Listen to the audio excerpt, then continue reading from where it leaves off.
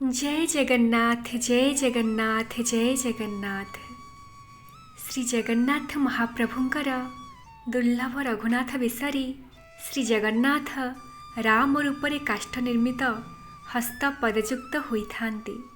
Balm पादटी तांकर सिंहासन उपरे और दक्षिण पादटी तलकु लंबी रही थाए।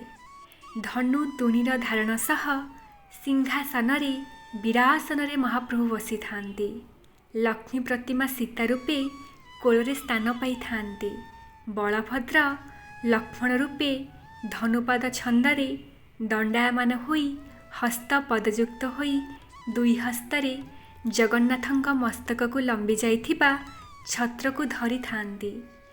जगन्नाथ रामଙ୍କ बाम पार्श्वरे शत्रुघ्न भरत बलभद्रଙ୍କ दक्षिणरे ब्रह्मा वशिष्ठ इत्यादि ऋषि माने दंडायमान होइथान्ति। अंगद चामर धरी जाम्बवान करजोड़ी विभीषण करजोड़ी आउ हनुमान करजोड़ी बसी रही थान्ति। इतिहास कहे रघुनाथ बेश एक राजकीय बेश होइथिबारु एवं एही बेशरे अनेक सुवर्ण रौप्य रत्न मणिमाणिक्यादि निर्मित अलंकार व्यवहार होइथाए।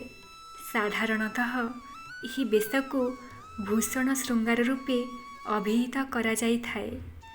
अतीतरे रामंग अभिषेक उत्सवर स्मरण रे एही वर्णाढ्य बेशर आयोजन होइथिला।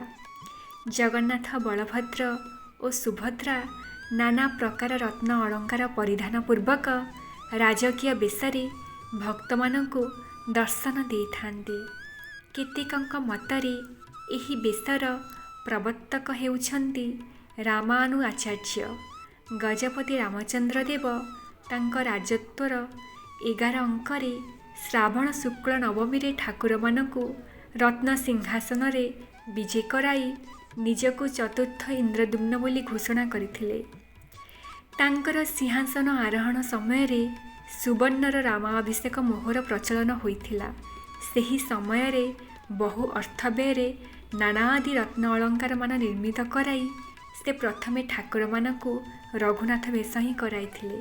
साधारणतः परंपरा अनुजाई वैशाख मासर ଯେଉଁ दिन रामचंद्र देवंकर अभिषेक उत्सव पड़ी थाए ସେହି तिथिरे ही श्री मंदिर रे रघुनाथ बेश अनुष्ठित होइथाए।